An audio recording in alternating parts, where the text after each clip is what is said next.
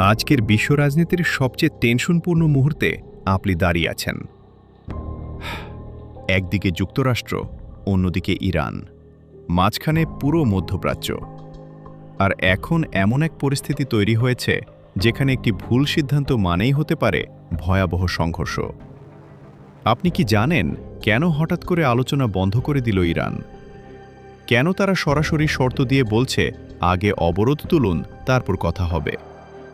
আর কেন Donald Trump নিজে পাকিস্তানে গিয়ে আলোচনায় বসতে রাজি? আপনি দেখছেন টেকনো এক্সপ্লেইনস। শুরুতেই আপনাকে একটা প্রশ্ন করি, আপনার কি মনে হয় ইরান কি সত্যিই এমন কোনো গোপন শক্তি অর্জন করেছে যেটা আমেরিকাকেও থামিয়ে দিচ্ছে? আপনার মতামত কমেন্টে লিখে ফেলুন। ইরান সরাসরি জানিয়ে দিয়েছে তাদের বন্দরগুলোর ওপর যুক্তরাষ্ট্রের আরোপিত অবরোধ না তুললে তারা কোনো আলোচনায় বসবে না। অর্থাৎ ইউনাইটেড স্টেটস যদি আগে ছাড় না দেয় তাহলে আলোচনার টেবিলই বসবে না। আর এই আলোচনার জন্য যেই জায়গাটা নির্ধারণ করা হয়েছিল সেটা হচ্ছে ইসলামাবাদ। কিন্তু এখন পরিষ্কার সেই দ্বিতীয় দফার আলোচনা আপাতত স্থগিত। এই মুহূর্তে আপনি যদি ভিডিওটি উপভোগ করে থাকেন তাহলে লাইক দিন, কারণ সামনে আরও বড় তথ্য আসছে। অন্যদিকে ট্রাম্প বলছে যুদ্ধবিরতি বাড়ানো দরকার, কিন্তু তেহরান বলছে এই যুদ্ধবিরতি আসলে একটা ফাঁদ, একটা সুযোগ যেখান থেকে আবার হঠাৎ করে আঘাত করা যেতে পারে। এখানেই আসল টুইস্ট। যে ডোনাল্ড ট্রাম্প এতদিন ধরে ইরানের সরকারকে দুর্বল করার চেষ্টা করেছে, অভ্যন্তরীণ বিভাজন তৈরি করতে চেয়েছে, এমনকি নেতৃত্বকে সরিয়ে দেওয়ার পরিকল্পনাও ছিল, সেই ট্রাম্প এখন সরাসরি আলোচনায় বসতে চাচ্ছে। আপনি একটু ভাবুন, এত বড় পরিবর্তন কেন?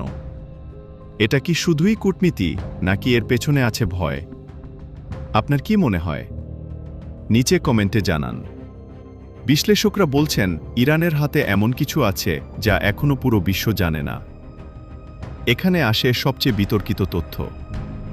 আমেরিকার সাবেক গোয়েন্দা স্কট রিটার বলেছেন ইরান হয়তো তাদের 60% সমৃদ্ধ ইউরেনিয়াম ব্যবহার করে এমন এক ধরনের অস্ত্র তৈরি করেছে যা পুরোপুরি পারমাণবিক বোমা না হলেও তার মতোই ধ্বংসক্ষমতা তৈরি করতে পারে। এখন প্রশ্ন হচ্ছে, এটা কি সত্যি? কারণ পারমাণবিক অস্ত্র তৈরি করা এত সহজ না। আন্তর্জাতিক পর্যায়ে এটা খুব কঠোরভাবে মনিটর করা হয়। তবে এটাও সত্য, যদি কোনো দেশ 60% ইউরেনিয়াম এনরিচ করতে পারে, তাহলে 90% পর্যন্ত পৌঁছানো শুধু সময়ের ব্যাপার। এই জায়গাটাই সবচেয়ে ভয়ঙ্কর। আর যদি সত্যি ইরানের কাছে এমন কোনো লুকানো কার্ড থাকে, তাহলে ব্যাখ্যা মেলে কেন আমেরিকা এখন এতটা নরম। ভিডিও এখান পর্যন্ত দেখে থাকলে সাবস্ক্রাইব করে ফেলুন, কারণ এমন আপডেট আপনি অন্য কোথাও পাবেন না। এখন আসি সবচেয়ে স্ট্র্যাটেজিক অস্ত্রের কথায়, হরমুজ প্রণালী। স্ট্রেইট অফ হরমুজ হল পৃথিবীর সবচেয়ে গুরুত্বপূর্ণ তেল পরিবহন রুটগুলোর একটি। বিশ্বের প্রায় 20% তেল এই পথ দিয়ে যায়। এখন ভাবুন, যদি ইরান এই প্রণালী বন্ধ করে দেয়, পুরো বিশ্ব অর্থনীতি কেঁপে উঠবে। তেলের দাম আকাশ ছোঁয়া হবে। ইউরোপ, এশিয়া সব জায়গায় প্রভাব পড়বে। অর্থাৎ ইরানের হাতে শুধু সামরিক শক্তি না, অর্থনৈতিক চাপ দেওয়ারও ক্ষমতা আছে।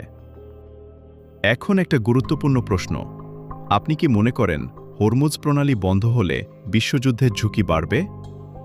কমেন্টে আপনার বিশ্লেষণ লিখুন।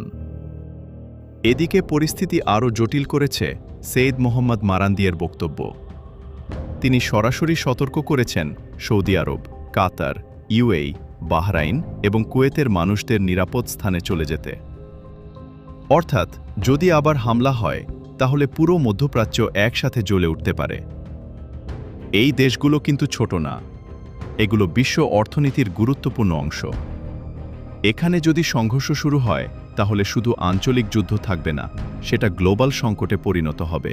আর সবচেয়ে ভয়ঙ্কর বিষয় হল, ইরান ইঙ্গিত দিয়েছে এবার তারা একসাথে একাধিক ফ্রন্টে আঘাত করতে পারে। ইসরায়েল এবং মধ্যপ্রাচ্যের বিভিন্ন জায়গা, অর্থাৎ একসাথে মাল্টিফ্রন্ট ওয়ার। এই মুহূর্তে আপনি কি মনে করেন এই পরিস্থিতি কোথায় গিয়ে থামবে? আপনার মতামত লিখে ফেলুন। সব মিলিয়ে আজকের বাস্তবতা হল, কেউই পুরোপুরি যুদ্ধ চায় না, কিন্তু কেউই পিছিয়েও যেতে চায় না। একদিকে চাপ, অন্যদিকে শক্তি প্রদর্শন। আর মাঝখানে পুরো বিশ্ব অপেক্ষা করছে পরবর্তী পদক্ষেপের জন্য। টেকনো এক্সপ্লেন্সের সাথে থাকুন, কারণ আমরা আপনাকে শুধু খবর না, খবরের ভেতরের আসল চিত্রটা দেখাই। ভিডিওটি ভালো লাগলে লাইক দিন, শেয়ার করুন, আর আপনার মতামত অবশ্যই কমেন্টে জানান। দেখা হবে পরবর্তী ভিডিওতে।